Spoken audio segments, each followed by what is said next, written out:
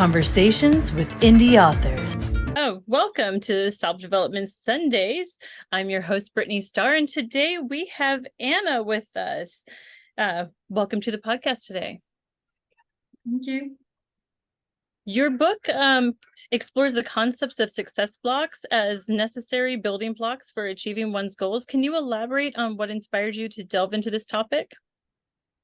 So I've had a lot of trouble with building my business and with overcoming my eating disorder and a lot of personal struggles in addition to that, as well as my best friends and my partner had their own struggles.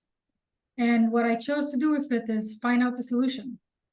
So I've researched, and as a psychology major, I do think that mindset plays a big role in that, but it's also about habits and it's also about techniques, because one of those things is not enough. You have to have all three of those things in order to succeed.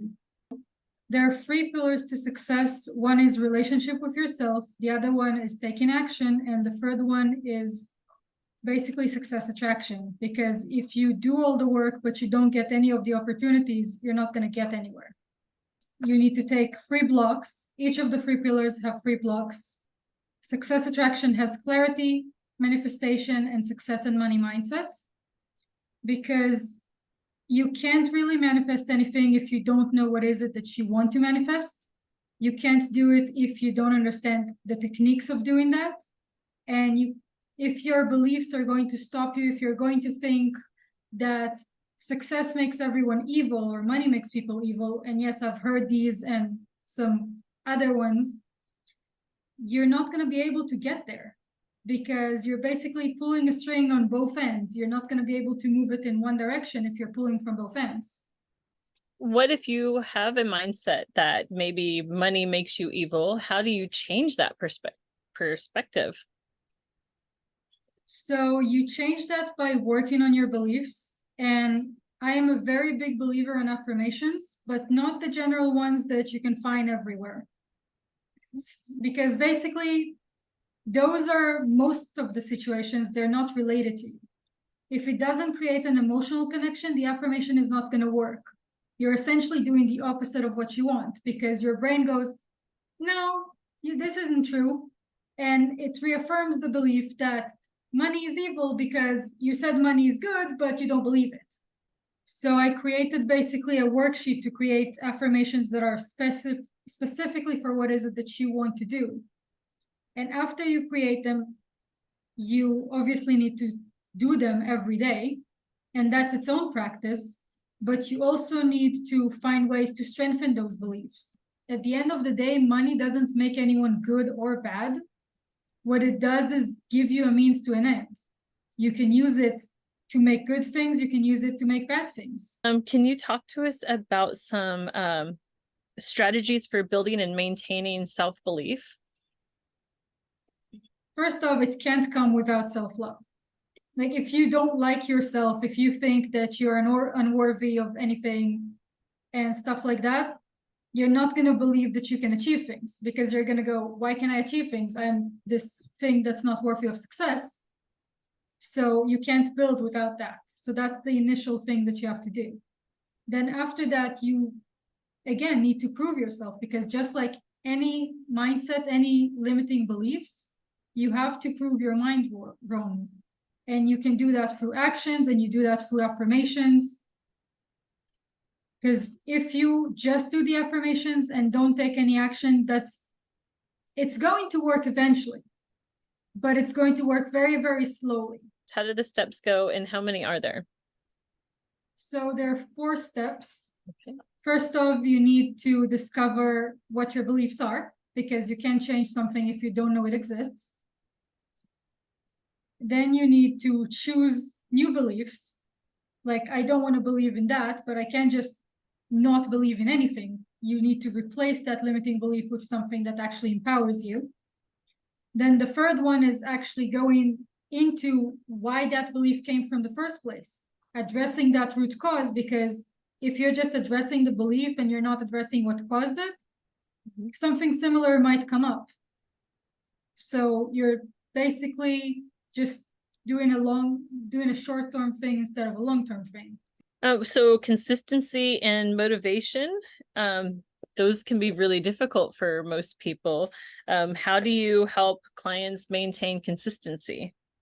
Consistency is something that's created by motivation, but also by techniques, because if you look at habits, for example, you're not necessarily motivated to do them. You kind of just got used to them.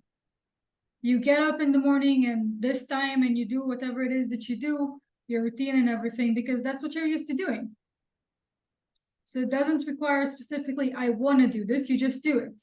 So creating habits that are actually going to help you do the things that you want to be motivated to do, setting your work environment in a way that's reminding you that right now I need to go and work on my book or whatever it is that you need to do. And motivation comes also from understanding what's the point in doing that. And what I mean by that is, what is the impact on that? Because I'm writing a book. I might not feel like doing that right now, but then I can remind myself that this is the people that it's going to help. This is how it's going to help them. And this is what it's going to bring into the world, and so on and so forth, and how it's going to make me feel, and how it goes into my whole vision of my life. And you can go bigger and or smaller in that. What are 3 key things that you want everyone to take away from this talk today?